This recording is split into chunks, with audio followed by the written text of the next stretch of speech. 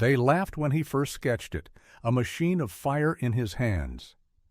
In the damp, oppressive chill of a makeshift workshop somewhere deep in the Hürtgen Forest in late November 1944, the air was thick with the smell of wet earth, pine needles, and the faint metallic scent of dread.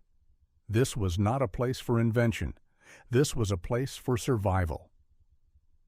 The men of the 28th Infantry Division's 112th Regiment were learning this lesson the hard way, one frozen foxhole and one German machine gun nest at a time. The forest itself was the enemy, a dense, dark labyrinth of towering trees and thick undergrowth that swallowed sound, light, and men. Every tree could hide a sniper, every ridge a mortar, and every concrete pillbox housed an MG-42, the devastating machine gun the GIs called Hitler's buzzsaw. These pillboxes were the teeth of the Siegfried Line, and they were chewing through American lives with brutal efficiency. Sergeant Frank Miller, a man more comfortable with a wrench than a rifle, watched this meat grinder with a quiet, simmering frustration. He wasn't a natural soldier. Back home in Pennsylvania, he fixed engines. He understood pressure, combustion, and the simple, elegant logic of machines. War, he was discovering, had no logic. It was just chaos and waste. He'd seen a dozen good men get cut down trying to crawl close enough to a pillbox to toss a grenade. He'd seen bars unload entire magazines into the narrow firing slits to no effect. There had to be a better way. The idea came to him not in a flash of brilliance, but as a slow, creeping thought during a cold, sleepless night. It started with the memory of a blowtorch in his father's garage, its focused, intense heat capable of cutting through steel. What if you could project that heat? What if you could pour fire into a bunker like water? On the back of a discarded K-ration box, using a stub of a pencil, he drew it. 2 cylindrical tanks, a network of hoses, a nozzle, and a trigger mechanism. It was a crude, almost childish drawing, but the concept was clear: a portable flamethrower. Private Kowalski, a loud-mouthed kid from Chicago, peered over his shoulder. A grin spread across his face. "What's that, Sarge? A new way to make coffee?" The other men in the dugout gathered around, their laughter echoing briefly in the cramped space. "Looks like something my grandpa uses to kill weeds," another one joked.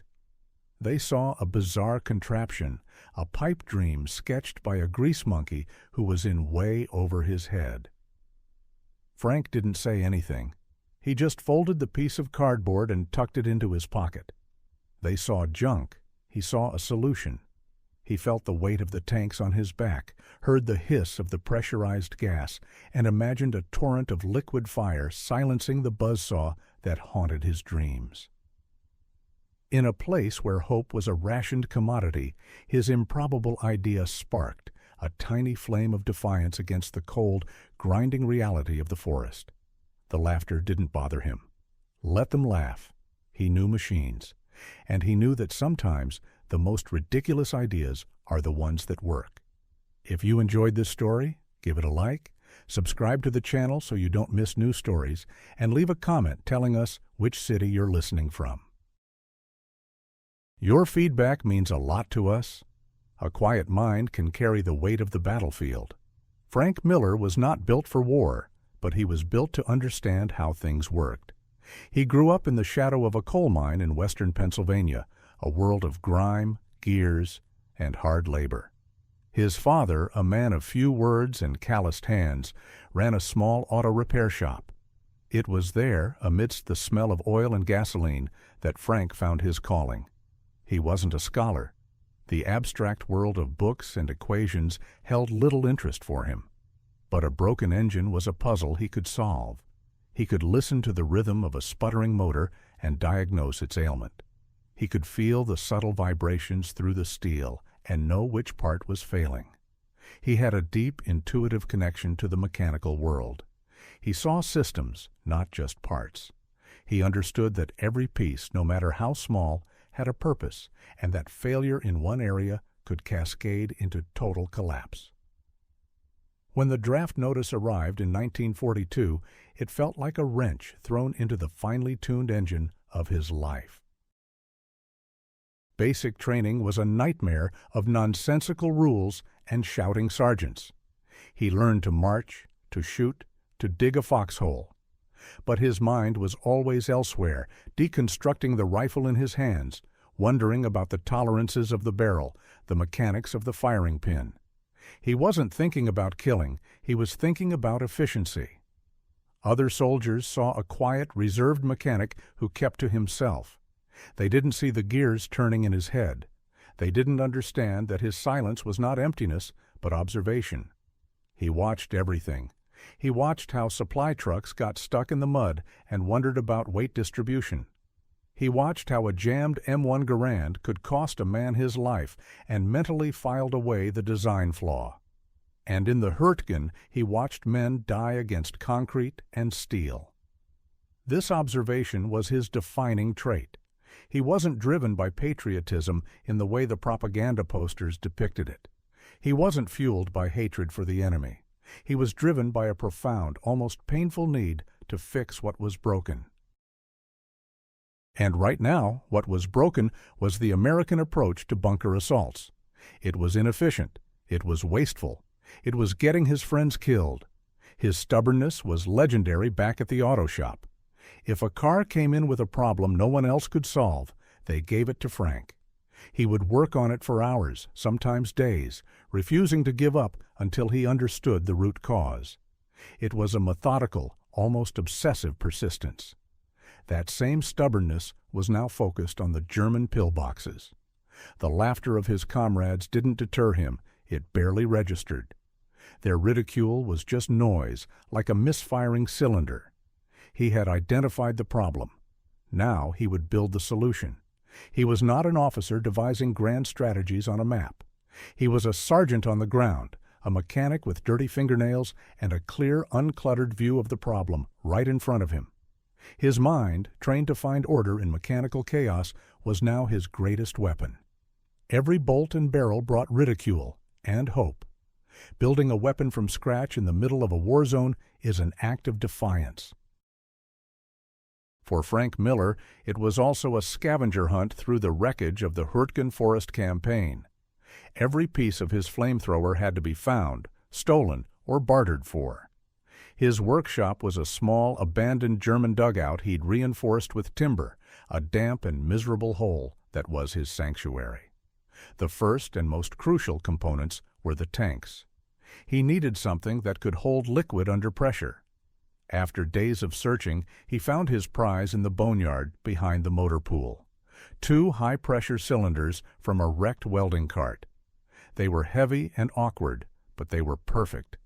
He spent an entire night dragging them back to his dugout, moving through the darkness like a ghost, his heart pounding every time a flare lit up the shattered landscape.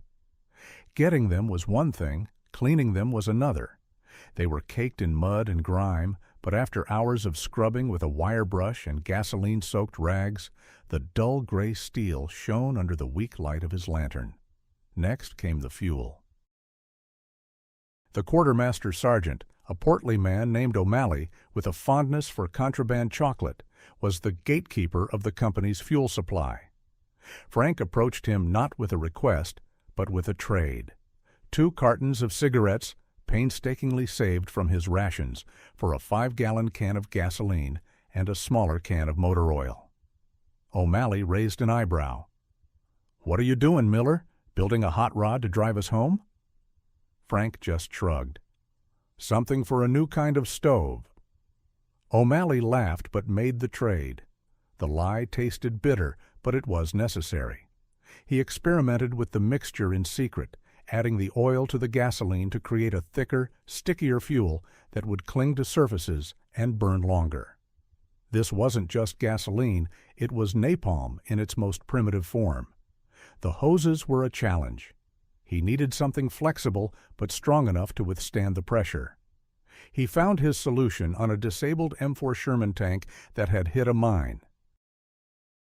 He spent a harrowing hour under the belly of the steel beast, carefully removing a section of its hydraulic line with a pair of pliers and a wrench, all while the front line was less than half a mile away.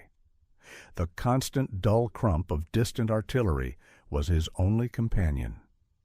For the nozzle, he used a modified brass fitting he'd scrounged from the engine of a German Opel Blitz truck.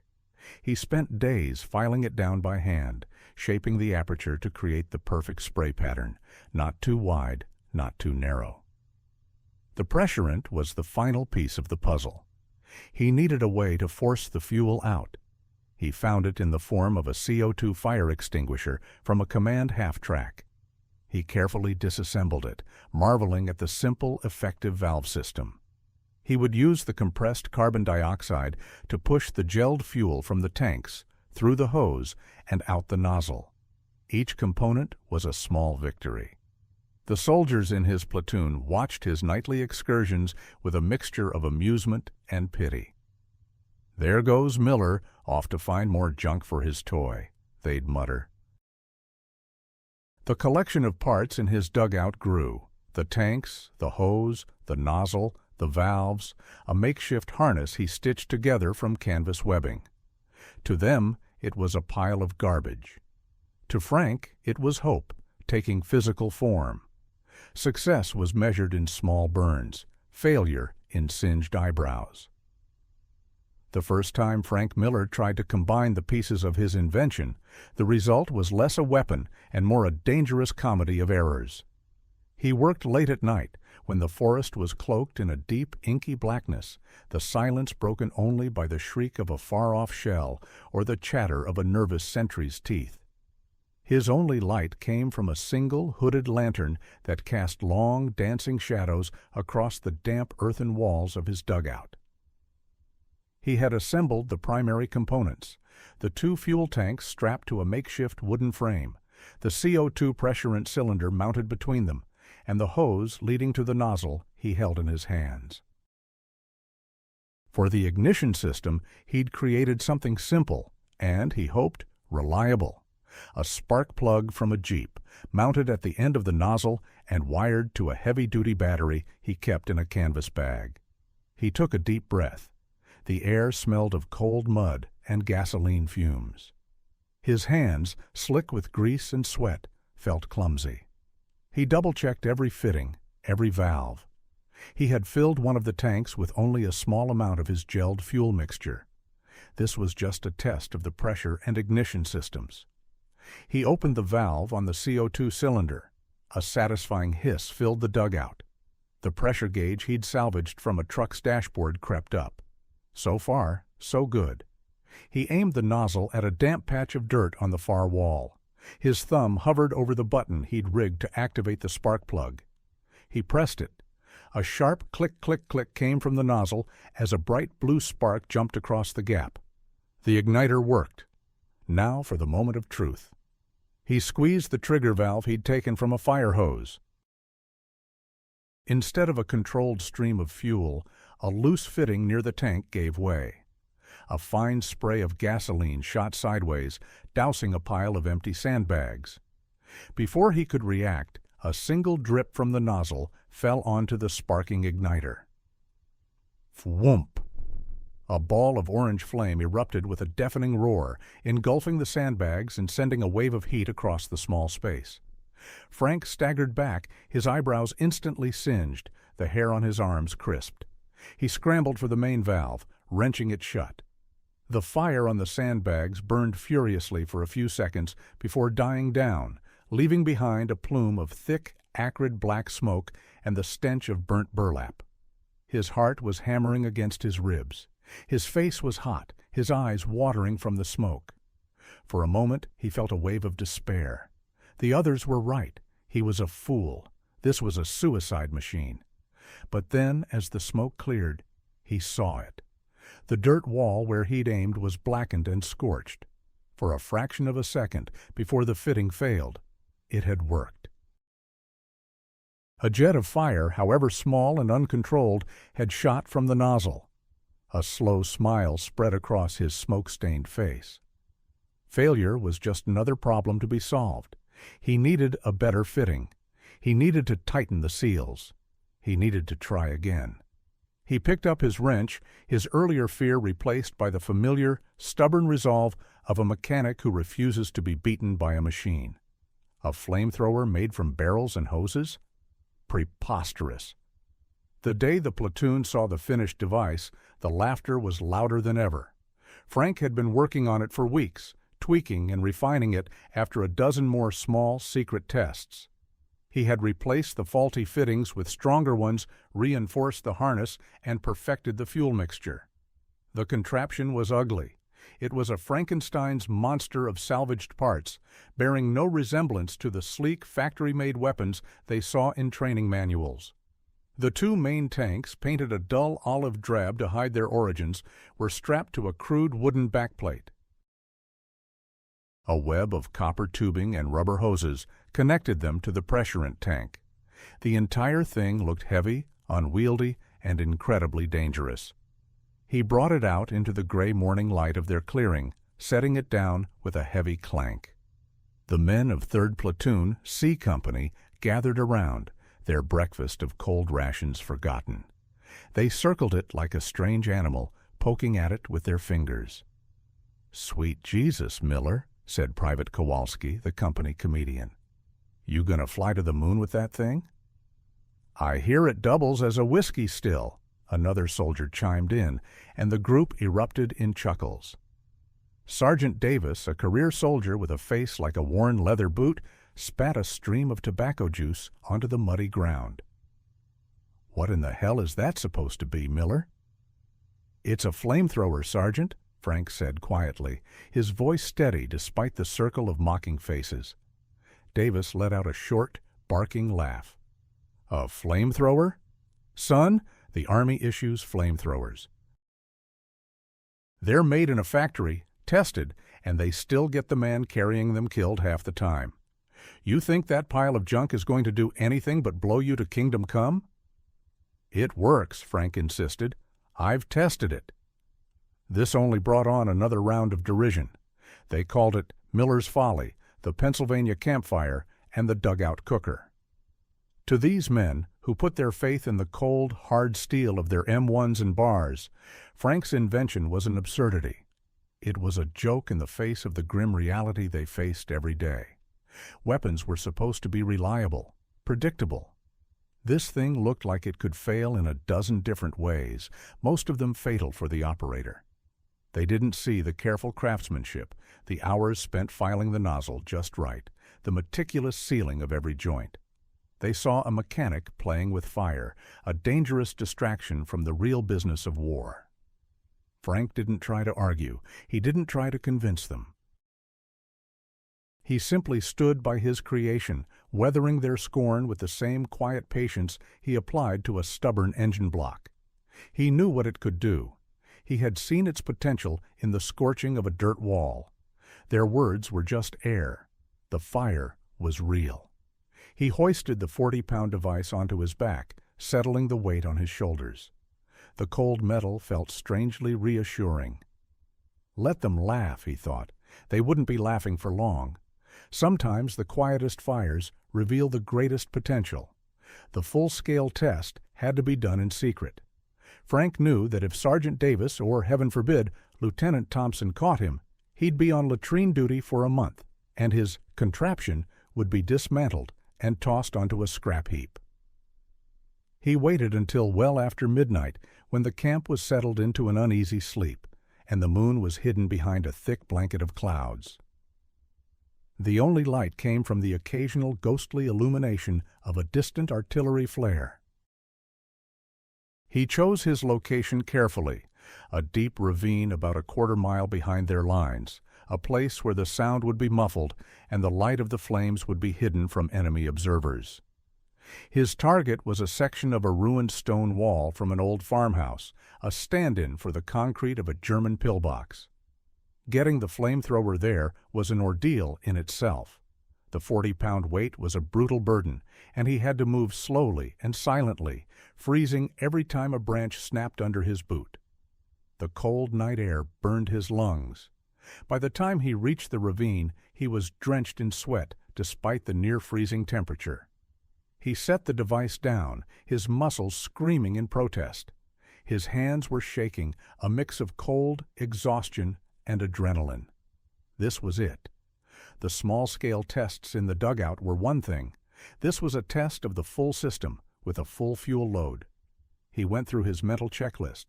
Valves secure, harness tight, igniter battery connected. He filled the tanks with his carefully prepared mixture of gasoline and oil. The pungent smell filled the small clearing. With the device on his back, he took his position about 20 yards from the stone wall. He opened the main valve for the CO2 tank.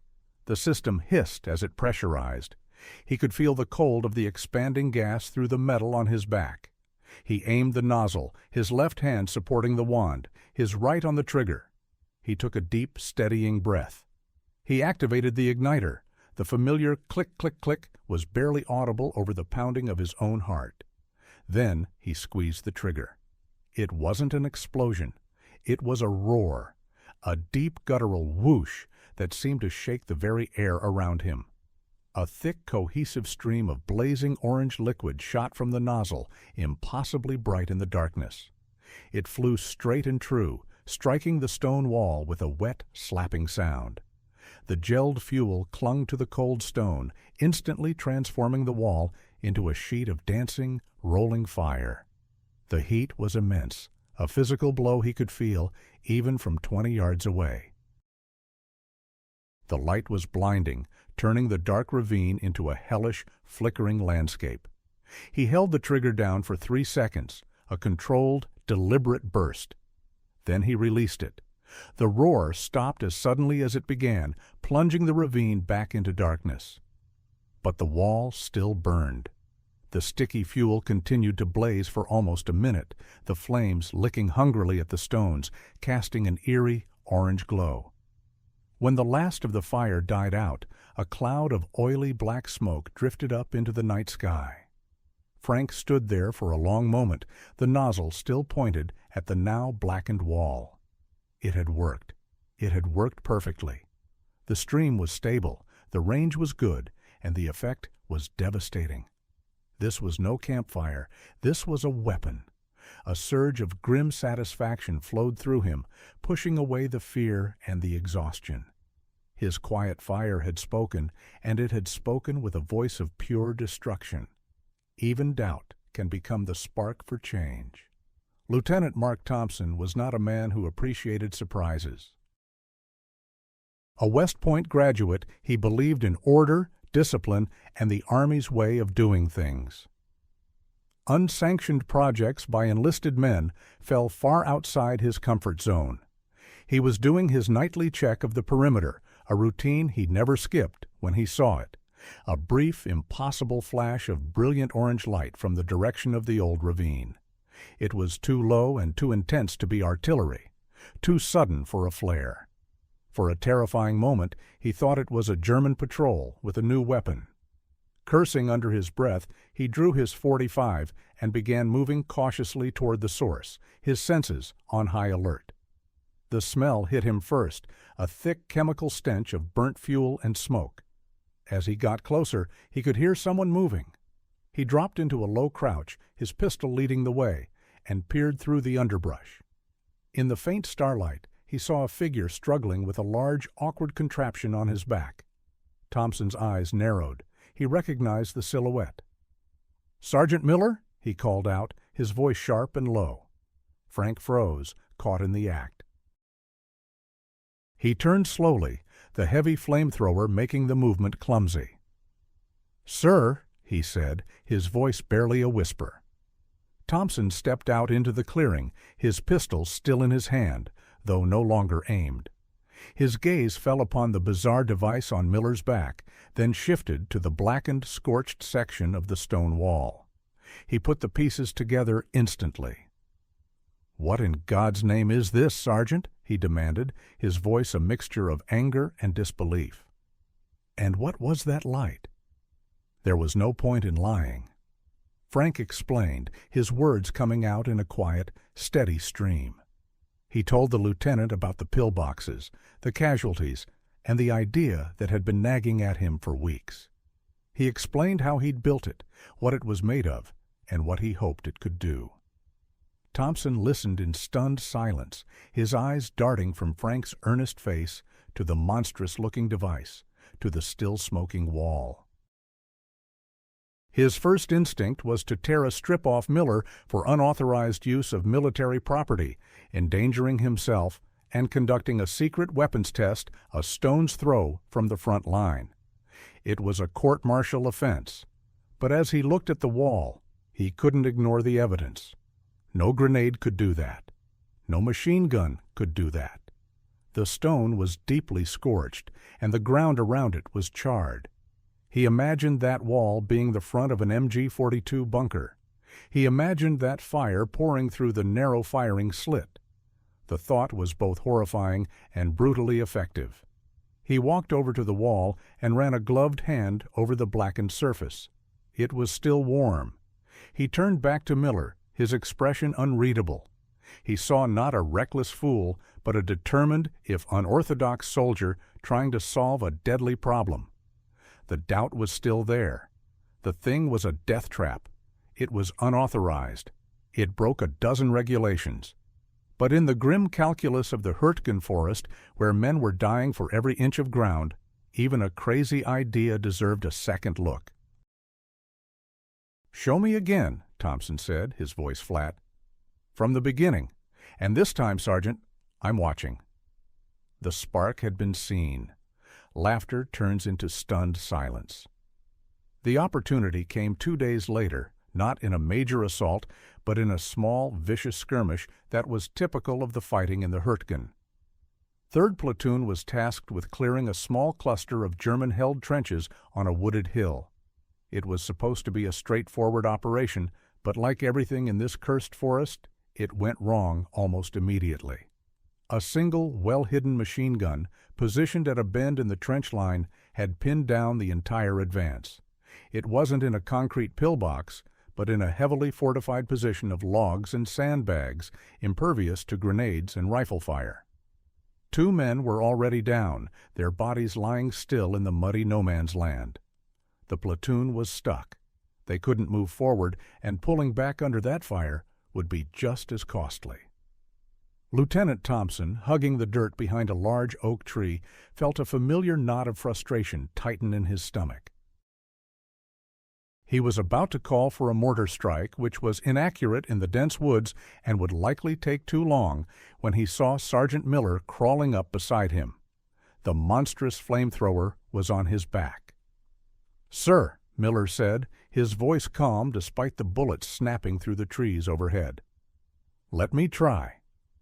Thompson hesitated for a fraction of a second. This wasn't a secret test in a ravine. This was live combat.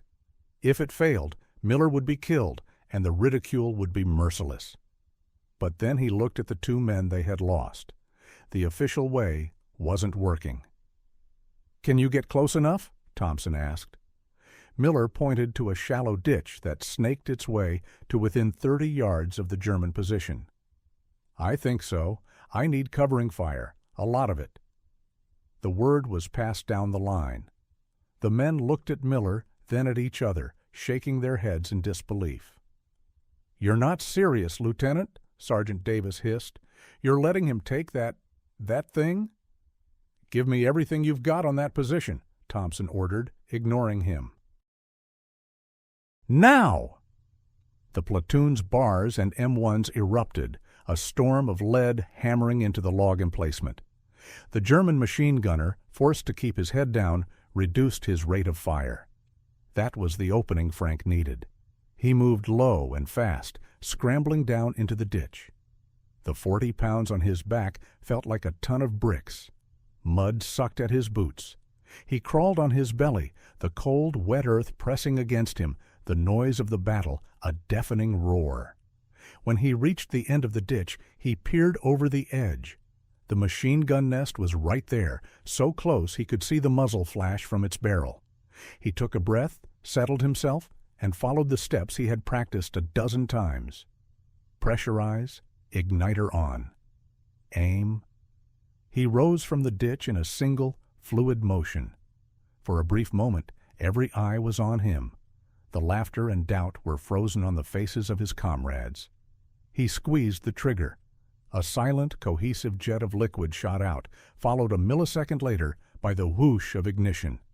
A torrent of fire, brilliant and terrible, slammed into the German position. It wasn't like a gunshot or an explosion. It flowed like water, splashing over the logs and sandbags, pouring into the trench. The sound of the machine gun stopped instantly. It was replaced by a single, high-pitched scream that was cut short. The firing from the American side faltered, then stopped completely. Every man in the platoon was staring, their mouths agape. The log emplacement was a raging inferno. The laughter was gone. The jokes were forgotten. All that remained was a stunned, awestruck silence, broken only by the crackle of the flames. From ridicule to respect, a weapon earns its place. Word of what happened on that hill spread through C Company like wildfire. At first, the stories were treated as exaggerations, the kind of tall tales soldiers tell to break the monotony of war. But too many men had seen it. They had seen Miller's Folly silence a machine gun that had the entire platoon pinned. They had heard the scream. They had seen the fire. The way they looked at Frank Miller began to change. The mockery vanished, replaced by a mixture of awe, fear, and a newfound grudging respect. They no longer saw a quiet grease monkey playing with junk. They saw the man who carried the fire. The name Dugout Cooker was quietly dropped. Instead, they started calling it the Dragon.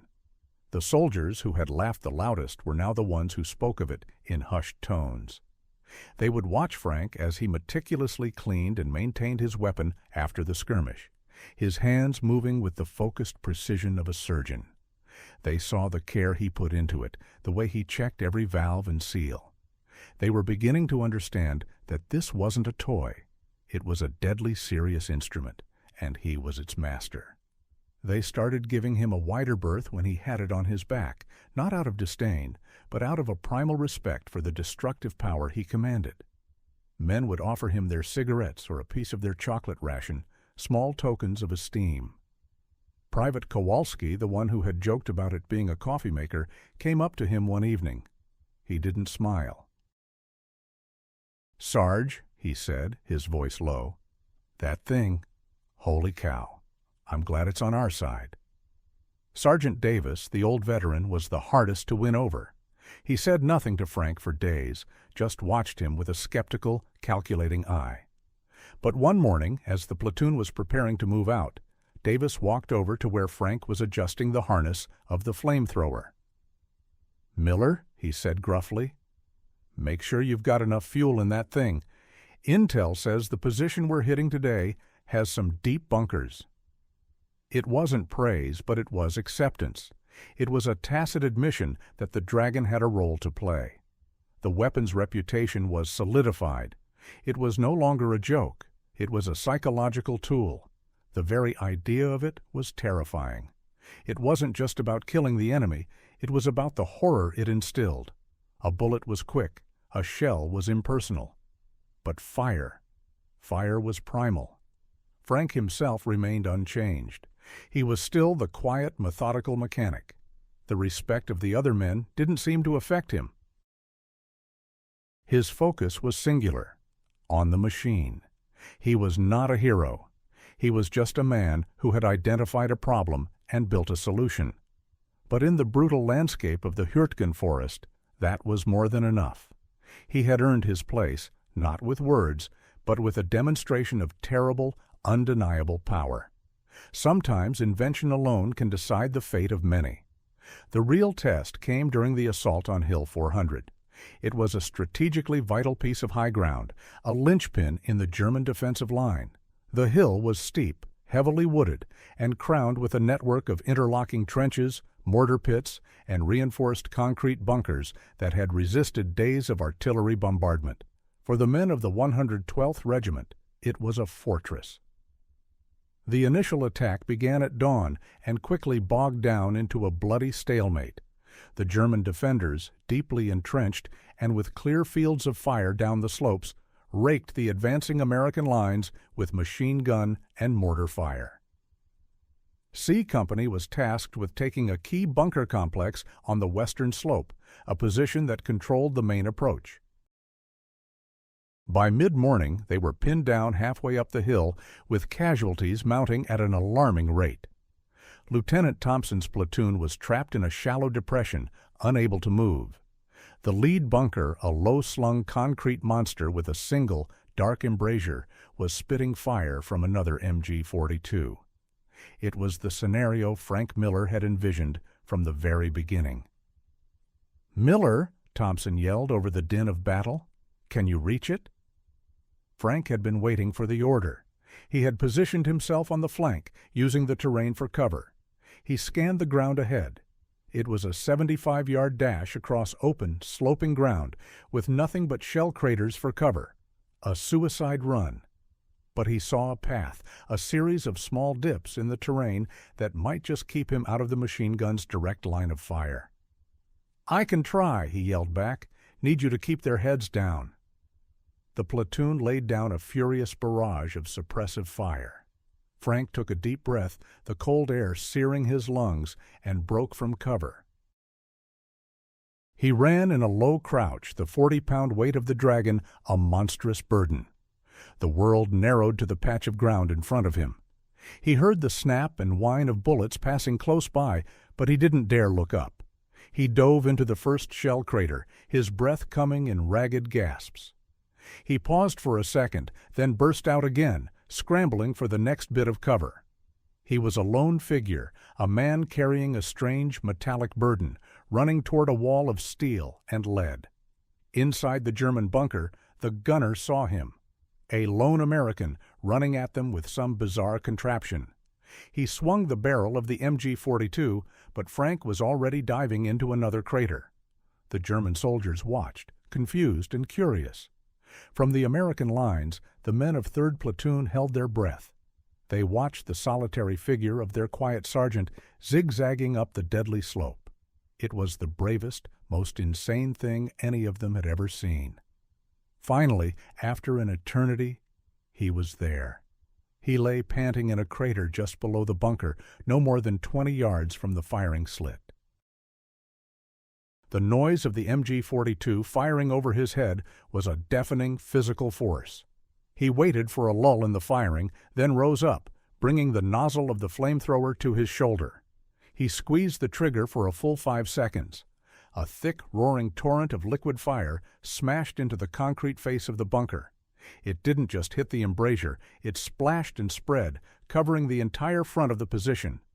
The fire poured through the firing slit like a liquid, flooding the confined space within. The MG-42 stopped firing. A thick, greasy black smoke began to billow from the opening. There were no screams this time, just a sudden, shocking silence from the heart of the German defense. The spell was broken. Seeing the lead bunker silenced, a cheer went up from the American line. They surged forward, a wave of adrenaline and renewed hope carrying them up the hill. The battle for the bunker was over. The battle for the hill had just turned in their favor. And it was all because of one quiet mechanic and his homemade machine. The battlefield became both theater and crucible. When the stream of fire from Frank Miller's weapon engulfed the lead bunker, it did more than just neutralize a machine gun. It unleashed a primal fear that shattered the German defenders' morale. The soldiers in the adjacent trenches and bunkers saw the sudden, impossible eruption of flame. They saw the concrete position, which they had believed to be impregnable, transformed into a furnace. They saw the oily black smoke pouring from its firing slit, a funeral pyre for the men inside. And then they saw the figure who had wielded this terrible power. Frank didn't stop. He knew that taking out one position was not enough. Fueled by a cold, focused adrenaline, he scrambled along the face of the hill toward the next trench line. The advancing American soldiers gave him a wide berth, their faces a mixture of awe and terror. They were witnessing something biblical, something that didn't belong on a modern battlefield.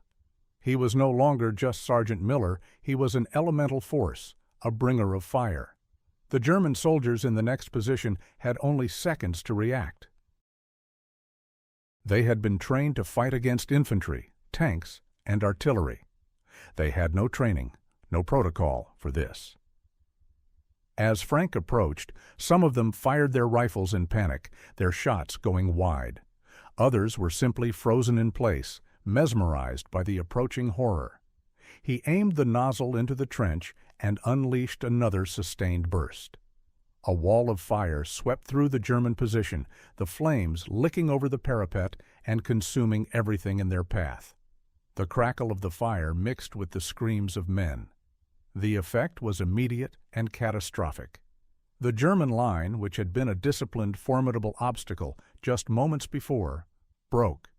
Soldiers threw down their weapons and fled, scrambling out of their trenches and running blindly toward the rear, anywhere to get away from the fire. Others tried to surrender, their hands raised high, their faces pale with shock. The chaos was absolute. The American assault, which had been a bloody, grinding crawl, turned into a rout. The GIs poured into the German positions, finding them either abandoned or occupied by dazed, terrified survivors. The psychological impact of the flamethrower was far greater than its physical destruction. It was a weapon of terror. It didn't just kill, it erased. It bypassed the logic of combat and struck at a deeper, more primitive fear. The battlefield on Hill 400 was transformed. It was no longer just a contest of bullets and explosives. It had become a theater of horror, with Frank Miller and his dragon at its center. He moved methodically, from one strong point to the next, a solitary figure amidst the smoke and chaos. He was not driven by rage or bloodlust. He moved with the detached efficiency of a man exterminating a pest, his face a grim, emotionless mask. For those few minutes on that bloody slope, the carefully constructed rules of warfare were burned away, replaced by a raw, terrifying spectacle of fire and fear. The crucible of combat had forged his strange invention into a legend. Mockery fades when fire speaks louder than words. As the last pockets of resistance on the western slope of Hill 400 were cleared, the men of 3rd Platoon began to regroup. They were exhausted, filthy, and emotionally numb, but they were victorious.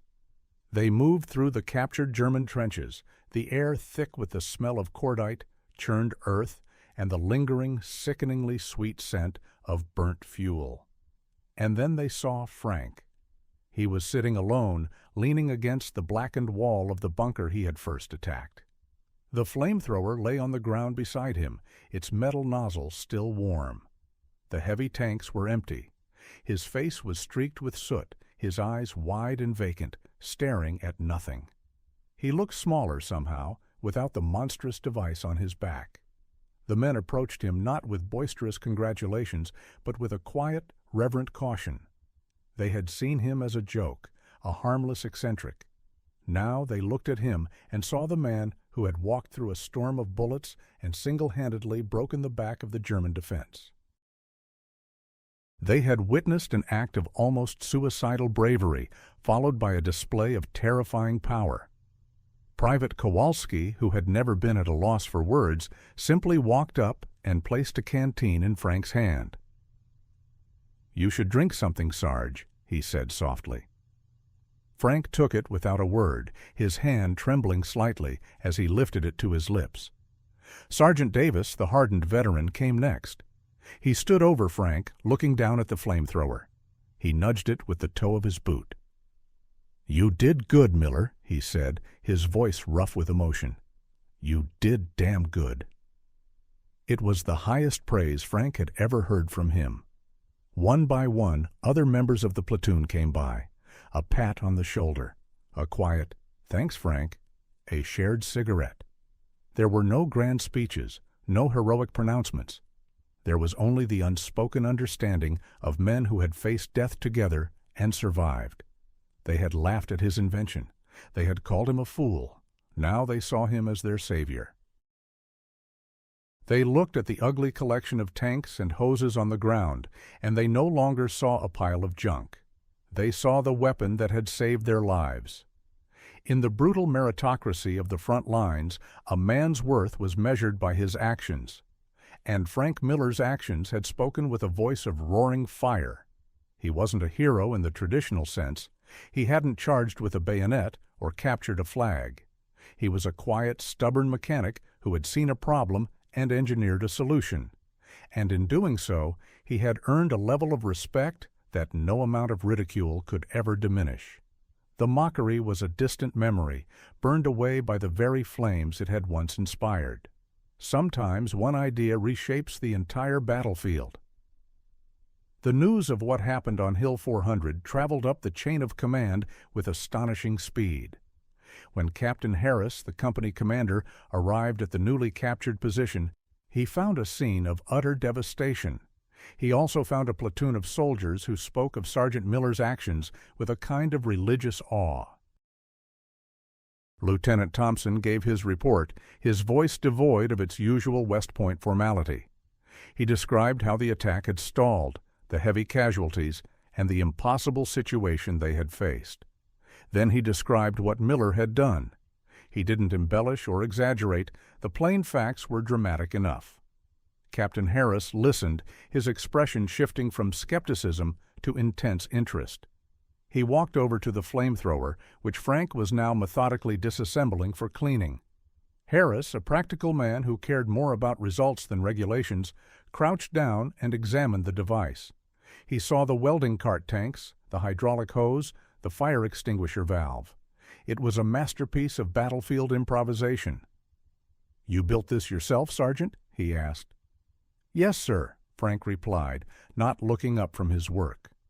Harris then went to inspect the neutralized bunkers. What he saw convinced him. The fire had not just killed the occupants, it had rendered the positions psychologically untenable. The sheer terror the weapon induced was a force multiplier. This wasn't just a new gadget, it was a tactical game-changer. That evening, in a dimly lit command post, the maps were spread out. The battalion commander, a stern colonel named Wallace, listened to Captain Harris's report. At first, the colonel was furious about the existence of an unauthorized homemade weapon of war. It was a disaster waiting to happen. But as Harris detailed the effect it had on the German defenders and how it had broken a stalemate that artillery could not, Wallace's anger slowly turned to calculation. The fighting in the Hürtgen was a war of inches, a brutal close-quarters affair of clearing bunkers and trenches one by one. The standard tools were proving costly and inefficient. Miller's invention, as crude and dangerous as it was, offered a new solution to an old problem. "We have another assault planned for tomorrow on the eastern ridge," Colonel Wallace said, tapping a point on the map. "The terrain is similar, heavy fortifications. We were expecting a high casualty rate." He looked at Captain Harris, then at Lieutenant Thompson. "Can your man and his machine be ready by Oro 600? The question hung in the air. They were no longer talking about a single skirmish. They were talking about integrating Frank's invention into their official battle plan. They were reshaping their tactics around a weapon built from scraps by a single enlisted man. The standard operating procedure was being thrown out the window, replaced by a desperate, pragmatic bet on a new, terrifying variable. The Dragon was no longer a personal project. It was now a strategic asset. The idea, born in a cold dugout and met with laughter, was about to be unleashed on the battlefield as a matter of official military doctrine.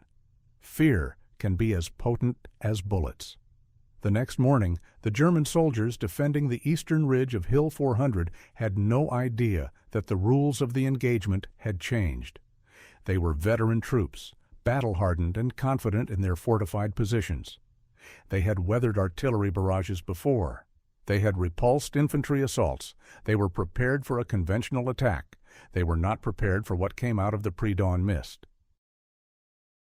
The American assault began with the usual artillery softening up, the familiar crump of explosions, and the whistle of shrapnel. The German soldiers hunkered down in their bunkers, waiting for it to pass, readying their machine guns for the infantry wave they knew would follow. But when the artillery lifted, the attack came from an unexpected direction. A single figure, flanked by 2 rifle squads providing covering fire, moved rapidly along the flank. The German lookouts saw the strange contraption on the man's back, but couldn't make out what it was. An engineer with demolition charges? A radio operator? Before they could decide, he was upon them. Frank, now operating with a grim efficiency, targeted the primary command bunker. He didn't hesitate. A 5-second burst of liquid fire slammed into the position, turning it into an instant inferno. The attack was so sudden, so utterly alien, that it caused a wave of panic to ripple through the German line. The defenders in the nearby trenches saw the horrifying fate of their comrades. They heard the muffled screams. They smelled the chemical stench. Their training, their discipline, everything evaporated in the face of this incomprehensible weapon. What was it? Was it a new type of tank? Some kind of chemical weapon? The confusion was as effective as the fire itself. As Frank moved to the next target, the German response was chaotic. Machine gunners fired wildly, their bullets spraying the hillside without effect. Mortar teams, unsure of what to even aim at, dropped rounds randomly. The command structure, likely incinerated in the first blast, fell silent. There were no orders. There was only raw, primal fear. Soldiers began to abandon their positions. They had signed up to fight a war of bullets and steel, not a war against an enemy who could command fire. The sight of the burning bunkers, the knowledge of the horrific death that awaited them, was enough to break even the most disciplined soldier. The American infantry, following closely behind Frank, met with scattered and disorganized resistance. The formidable defensive line had been gutted from the inside out by fear. They found trenches empty, machine guns abandoned. They took prisoners who were trembling and incoherent, babbling about a Feuerteufel, a fire devil. The battle for the eastern ridge, which was supposed to have been another long and bloody affair, was over in less than an hour. The casualties on the American side were remarkably light. It was a stunning victory, achieved not by overwhelming numbers, but by the strategic application of terror. The enemy had not been simply defeated, they had been psychologically shattered. Bravery is measured in moments between sparks and screams. Operating the flamethrower was an act of extreme personal risk, a fact that was not lost on Frank Miller. Every time he pressurized the tanks, he was keenly aware that he was strapping a bomb to his back. A single stray bullet, a piece of shrapnel, or even a simple mechanical failure in a valve could turn him into a human torch. The 40-pound weight of the device made him slow and clumsy, an easy target. He couldn't drop to the ground quickly like a rifleman, and running was a laborious, awkward shuffle. When he was on the move, he was completely exposed, relying entirely on the covering fire of his squad to keep him alive. The moments before he fired were the worst. In that brief, tense window, he had to rise from cover, making himself the single most visible and terrifying target on the battlefield. He knew that every enemy rifle and machine gun would be trained on him. It was in these seconds that his life hung by the thinnest of threads. But the greatest danger came from the weapon itself. The range of the Dragon was about 30 yards. To be effective, he had to get dangerously close to the enemy, well within the range of their grenades and rifles. The act of firing was also fraught with peril. The backblast of heat was intense. The sudden roar and brilliant flash of light destroyed his night vision and made him momentarily deaf. There was also the constant risk of the wind shifting, blowing the flames back toward him or his own men. And then there was the fuel. His gelled gasoline mixture was volatile and unpredictable. A small leak in a hose could spray him with flammable liquid. A malfunction in the igniter could cause a dangerous buildup of fuel before it finally lit, resulting in a massive, uncontrolled explosion. He was acutely aware of all of it. Every time he picked up the weapon, he felt a cold knot of fear in his stomach. But his bravery was not the absence of fear. It was his ability to function in spite of it. His focus was absolute. When he was on the attack, his mind shut out everything except the mechanics of the operation, the distance to the target, the direction of the wind, the pressure in the tanks, the duration of the burst. He became an extension of the machine, a living component in the system he had created. This cold, detached focus was his shield against the terror. He wasn't thinking about glory or medals. He was thinking about trajectory and fuel consumption. It was the only way he could do it. It was the only way he could walk toward a machine gun nest, the weight of his own potential death strapped to his back, and perform his task. The moments that defined him were not the moments of fiery destruction, but the quiet, terrifying seconds just before. The moment he checked the spark, took a breath, and chose to stand up. A single man, a single machine, changing the fate of units. The success of the Dragon forced a rapid evolution in C Company's tactics. Lieutenant Thompson and Captain Harris quickly realized that Frank Miller could not operate alone. He was too valuable and too vulnerable. They began to build their assault plans around him, treating him less like an individual soldier and more like a specialized weapon system, a piece of light, mobile artillery that could be deployed with surgical precision. They created a dedicated Dragon team. It consisted of Frank as the operator and 4 riflemen whose sole job was to protect him. 2 men would lay down constant suppressive fire on the target, forcing the enemy to keep their heads down while Frank moved into position. The other 2 would act as his personal bodyguards, watching the flanks for any surprise attacks. They became his shadow, his eyes and ears. They trained together, rehearsing their movements until they could operate as a single, cohesive unit. They developed a system of hand signals to communicate in the heat of battle. A closed fist meant, "Get ready." A pointed finger meant, "That's the target." A slash across the throat meant, "Unleash hell." Before each mission, Lieutenant Thompson would brief the team separately.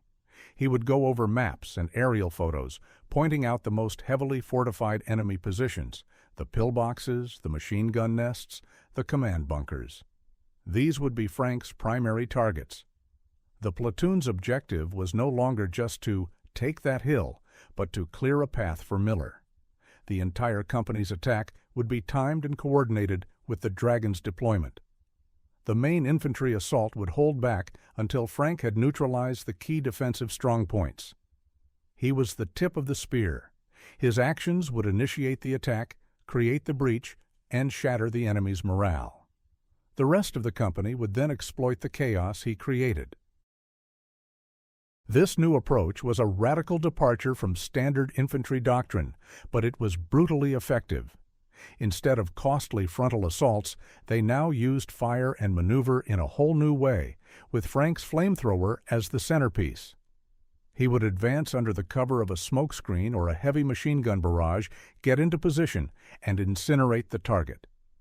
The moment the flames erupted, the rest of the platoon would charge, storming the position before the stunned defenders could recover. This tactical shift had a profound effect on the unit's performance. C Company, which had been taking heavy losses in the grinding attrition of the Hürtgen, started achieving its objectives with fewer casualties. They were moving faster and hitting harder.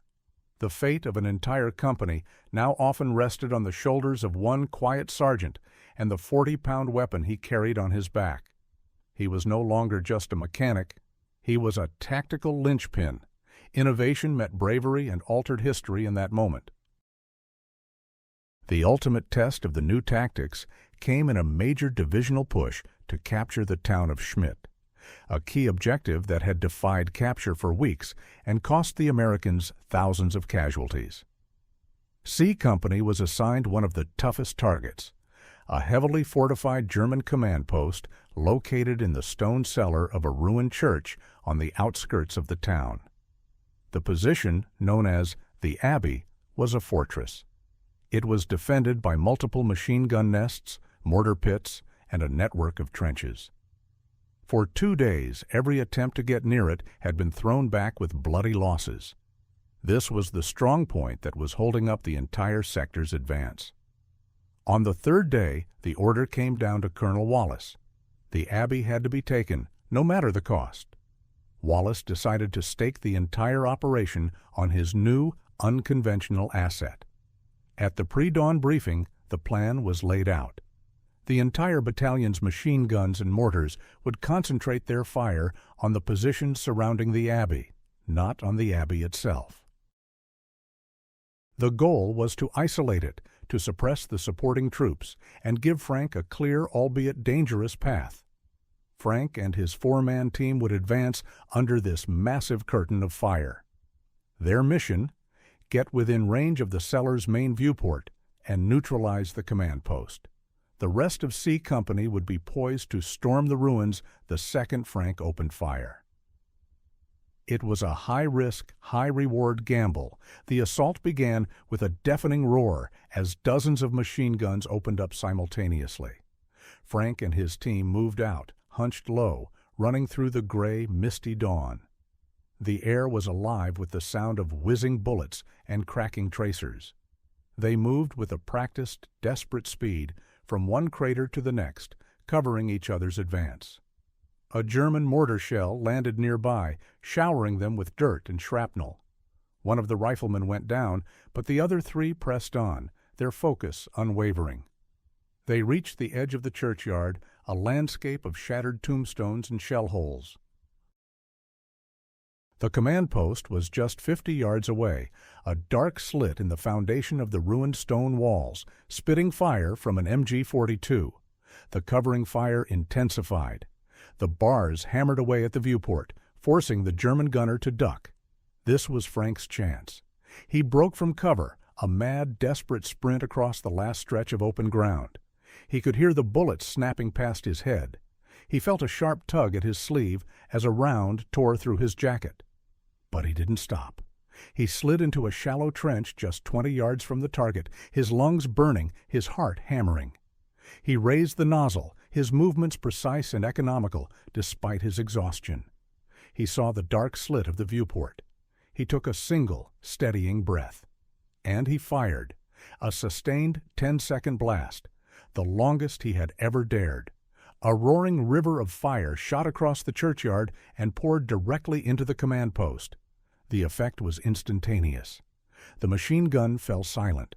A second later, a deep, muffled thump came from within the cellar as the ammunition inside cooked off in the intense heat. A geyser of black smoke and fire erupted from the viewport. The signal was given.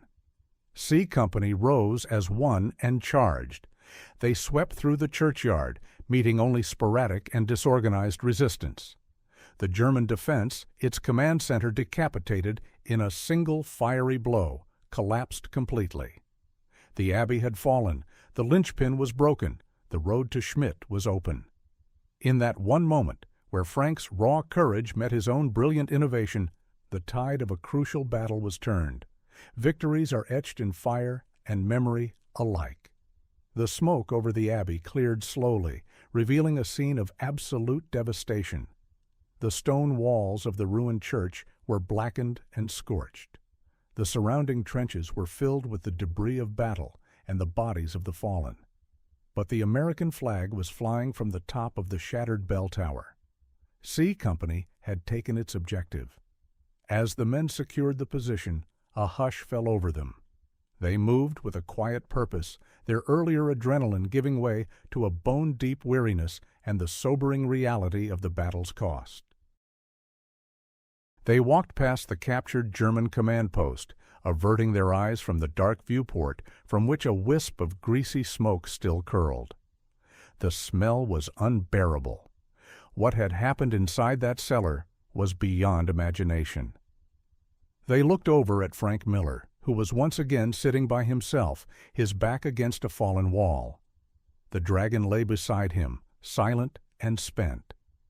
The other soldiers kept their distance, not out of fear or dislike, but out of a kind of solemn respect. He was one of them, yet he was different. He had done what needed to be done, but he had wielded a power that seemed to set him apart. He had walked into the heart of the battle and unleashed something elemental. Lieutenant Thompson found him there. He sat down next to his sergeant, the two men sharing the silence for a long moment. "We took it, Frank," the lieutenant said finally. "The whole battalion is moving up through the gap you made. The colonel sends his congratulations." Frank just nodded, his gaze fixed on the smoldering ruin. He felt no pride, no sense of victory. He only felt a hollow, aching emptiness. He thought of the men in that bunker. He hadn't seen their faces. He didn't know their names. They were just a target on a map, an obstacle to be removed. But he could still hear the muffled thump of the ammunition cooking off. He knew he had not just killed them. He had erased them in a storm of fire. The victory was real. It would be written up in after-action reports. It would be a line on a strategic map. But for the men who were there, the victory was etched into their memories in a different way. It was the memory of Frank's desperate run across the churchyard. It was the sound of the flamethrower's roar. It was the sight of the fire pouring into the bunker. And it was the heavy, profound silence that followed. The battlefield was changed, but so were they. They had seen what was necessary to win, and the image was one they would carry with them forever. Sometimes ridicule gives way to honor. A week after the fall of Schmidt, C Company was pulled back from the front lines for a few days of rest and refitting. The men were exhausted, but their morale was higher than it had been in months.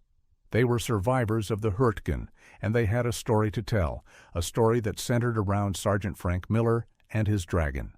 The official recognition came during a company formation in a muddy field behind the lines. The men stood in ragged ranks, their faces gaunt, their uniforms still bearing the stains of battle. Colonel Wallace himself drove up in a jeep. He was a man who rarely visited the front-line troops, and his presence caused a stir. The colonel stood before the company, his eyes scanning the faces of the weary soldiers. He spoke about their courage, their sacrifice, and the importance of the victory at Schmidt. Then he called out a name. Sergeant Frank Miller, front and center. Frank stepped forward from the ranks, his heart pounding. He felt 100 pairs of eyes on him.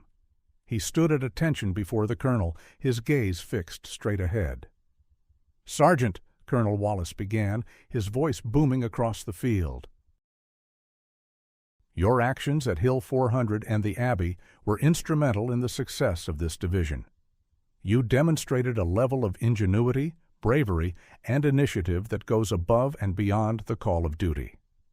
The colonel paused. "The weapon you created is unorthodox.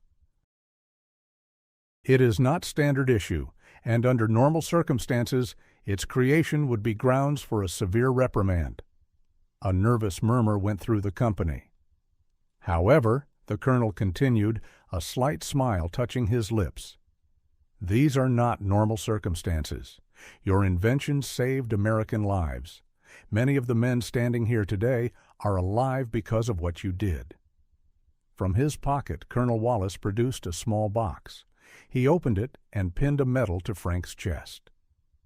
"For conspicuous gallantry and intrepidity at the risk of his life above and beyond the call of duty, I am proud to award you the Silver Star." The company broke into spontaneous applause and cheers. It started with 3rd Platoon and quickly spread. The men who had once laughed at him were now cheering his name. They were clapping him on the back, shaking his hand. Sergeant Davis gave him a rare, genuine smile. Private Kowalski let out a whoop of delight. Frank stood there, stunned, the weight of the medal on his chest feeling heavier than the flamethrower on his back. He had never sought recognition. He had only wanted to solve a problem, to keep his friends from being killed. But as he looked out at the faces of his comrades, he felt a warmth spread through his chest that had nothing to do with fire. The ridicule was a ghost, a forgotten echo. In its place stood respect, admiration, and the quiet honor of a job well done. War teaches those who survive how to value imagination. In the days that followed the ceremony, as C Company rested, the men had time to process what they had been through. They sat in small groups, cleaning their rifles, writing letters home, and talking. Their conversations often circled back to the dragon and the man who carried it. The experience had forced them to confront a fundamental truth of their situation, that the tools and tactics they had been given were not always enough. They had been trained by the book, taught to rely on standard-issue equipment and by-the-numbers strategy. But the Hürtgen Forest didn't play by the book. The enemy was cunning, the terrain was brutal, and the official solutions often led to a dead end. Frank Miller had shown them another way. He had looked at the same impossible problem they all faced, and instead of accepting it, he had imagined a different outcome. He had used his mind not just to survive, but to innovate. The lesson was profound. Courage wasn't just about charging a machine gun nest, it was also about having the audacity to think differently, to challenge the accepted way of doing things. Risk wasn't just about exposing yourself to enemy fire, it was also about daring to try something that might fail, something that others would call foolish. The soldiers began to look at their own equipment with new eyes. A simple entrenching tool wasn't just for digging. Could it be used to brace a collapsing dugout? A roll of communication wire wasn't just for a radio. Could it be used to create a tripwire for a flare? They started to think like mechanics, like problem solvers. Frank's example had unlocked a creative, adaptive spirit that had been suppressed by the rigid hierarchy of military life. They had learned that their greatest weapon was not their rifle or their bayonet, but their own ingenuity. Their survival depended on their ability to adapt, to improvise, and to overcome obstacles with whatever tools were at hand. They also reflected on the nature of Frank's courage. It was not the loud, boisterous bravery of a movie hero. It was a quiet, stubborn, methodical courage. It was the courage to spend countless hours working on a machine that everyone else thought was a joke. It was the courage to test that machine, risking his own life in the process. And it was the courage to carry it into battle, knowing he was the most visible target on the field. War had stripped away their illusions, leaving them with hard-won truths. And one of the most important truths was this: in a desperate fight, imagination could be just as deadly as ammunition. The quiet mechanic from Pennsylvania had taught them all a lesson that would keep many of them alive in the brutal weeks and months to come. Legends are born where bravery meets invention. The story of the fire devil of the Hürtgen began to spread far beyond the confines of C Company. It traveled with wounded soldiers sent to rear echelon hospitals. It was passed along by supply truck drivers who had heard the tale at dusty crossroads. It became a piece of battlefield folklore, a story told in hushed tones in muddy foxholes and makeshift bars from Belgium to the borders of Germany. As with all such legends, the facts became embellished with each retelling. In some versions, Frank Miller was a giant of a man who carried a flamethrower in each hand. In others, his invention was a gift from a mysterious stranger, or he had built it from the wreckage of a downed experimental aircraft. The dragon itself grew in scale and power. It was said it could melt a tank, or that its fire could burn for days. The stories stripped away the quiet, methodical mechanic from Pennsylvania and replaced him with a mythical figure, a uniquely American folk hero born of battlefield necessity. He was Paul Bunyan with a flamethrower, a symbol of Yankee ingenuity and grit. Rear area journalists, always hungry for a human interest story that wasn't the usual grim tally of casualties, caught wind of the tale. A reporter from Stars and Stripes managed to get an interview with some of the men from 3rd Platoon. The resulting article, heavily censored but still evocative, told the story of a Sergeant M and his homemade secret weapon that had turned the tide in a critical battle. The article created a sensation. It was a rare story of individual triumph in a war that was increasingly seen as a vast, impersonal machine. It gave the folks back home a hero they could root for, not a general or a pilot, but a regular GI who had used his cleverness to beat the enemy. Letters started arriving at C Company's mail depot addressed to the Flamethrower Sergeant or the Fire Devil. The Army's propaganda machine, recognizing a good story, discreetly fanned the flames. They saw the value in a legend that boosted morale and showcased American resourcefulness. Frank himself was oblivious to most of this. He was back on the line, maintaining his weapon and focusing on the next objective. He heard the rumors and the nicknames, but they felt disconnected from his reality. The legend was about a fiery specter of vengeance. He was just a man trying to do a job. But legends have a power of their own. For the American soldiers shivering in the cold, the story of the dragon was a source of pride and a flicker of hope. And for the German soldiers on the other side of the line, it was a source of dread, a ghost story whispered in the dark about the American who could walk through bullets and command the fire. Even foes remember the spark of genius in action. Months later, long after the fighting in the Hürtgen Forest had ended, an American intelligence officer was interrogating a captured German major, a veteran of the Eastern and Western fronts. The major was stoic and professional, answering questions about troop strengths and defensive positions with a clipped, precise manner. The intelligence officer decided to try a different line of questioning, asking about morale and specific battles. "Were you at the battle for Hill 400 near Schmidt?" he asked. The major's composure flickered for the first time. A shadow passed over his face. "Yes," he said, his voice lowering. "I was." "Our records show that your unit's defense on the eastern ridge collapsed very quickly," the officer prodded. For a veteran unit, that was unusual. The major was silent for a long moment, staring at the wooden table between them. "It was not a battle," he said finally. "It was something else. We were prepared for the artillery. We were prepared for the infantry. We were not prepared for the Feuerteufel." The intelligence officer leaned forward, intrigued. "The fire devil?" "That is what the men called him," the major explained. "There was a man. One man. He carried a machine on his back. We did not know what it was. Then he sent a river of fire into our command bunker. A river of pure fire. It was not like a normal flamethrower. It was more powerful. More terrifying. He described the panic that had ensued, the way discipline had dissolved into terror. He spoke of men abandoning their machine guns and running, screaming.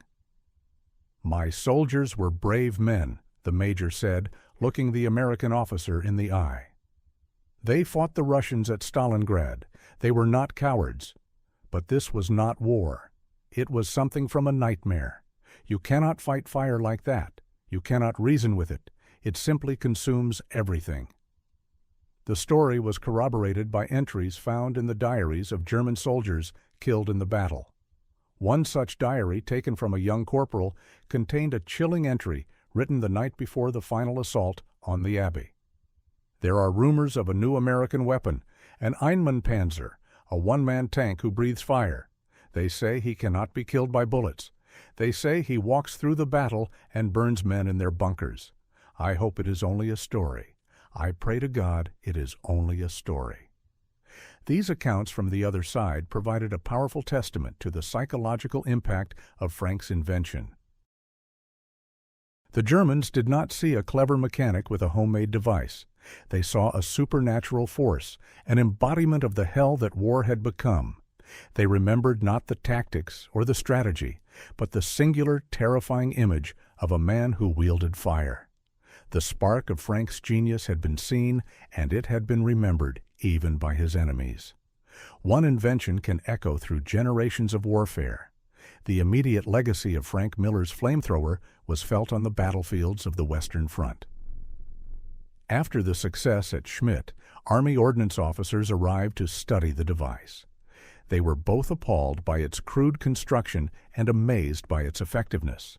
They took detailed notes and photographs. Frank, with his characteristic humility, explained the principles behind it: the gelled fuel mixture for better range and adhesion, the CO2 pressurant for a more stable and reliable stream, the simple but effective ignition system. These ideas, born of necessity in a muddy dugout, were revolutionary. The standard issue M1 and M2 flamethrowers of the time were notoriously unreliable and had a shorter range. Frank's design, while dangerously improvised, solved several key problems. Reports were sent back to the Aberdeen Proving Ground in Maryland. Engineers began working on a new generation of portable flamethrowers, incorporating the concepts that a Pennsylvania mechanic had figured out on his own. The M22 model, which saw service late in the war and more extensively in Korea, featured a napalm-thickened fuel and an improved pressure system, direct descendants of the principles behind the Dragon. The tactical legacy was even more significant. The concept of a dedicated sapper or bunker-busting team, built around a specialized weapon system, became a cornerstone of infantry doctrine.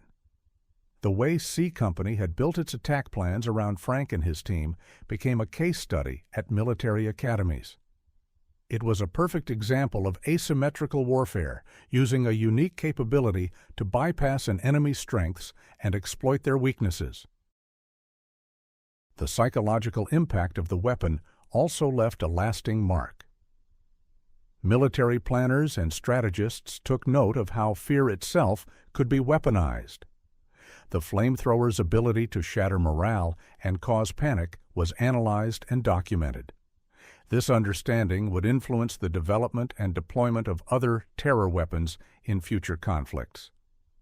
But the most enduring legacy was a more subtle one. It was the story of the lone innovator, the regular soldier who saw a problem and refused to accept the status quo. The tale of Sergeant Miller became an informal part of Army culture, a reminder that some of the best ideas don't come from generals and engineers in clean offices, but from the soldiers on the ground who are facing the enemy every day. It championed the spirit of improvisation and underscored the value of individual initiative. Decades later, young soldiers would hear variations of the story, a testament to the fact that in the rigid structure of the military, there is always room for a spark of genius. Frank Miller's invention, a collection of scrap metal and tubing, had a life that extended far beyond the Hürtgen Forest. Its echo could be heard in the design of future weapons, in the pages of tactical manuals, and in the enduring spirit of the American fighting soldier. Victory is never without shadow. After the war ended, Frank Miller went home. He returned to his small town in Pennsylvania, to the familiar smell of grease and gasoline in his father's auto shop. He took off his uniform with its silver star pinned neatly above the pocket and put on his old work overalls. He rarely spoke of the war. When neighbors would ask him about the stories they'd read, about being a hero, he would just shrug and change the subject. "I was just a mechanic," he'd say, "doing my job." But the war hadn't left him. It lived in the quiet moments, in the dead of night. He would be working on an engine, and the sudden hiss of a compressed airline would make him flinch, instantly transporting him back to the hiss of the CO2 tank on his back.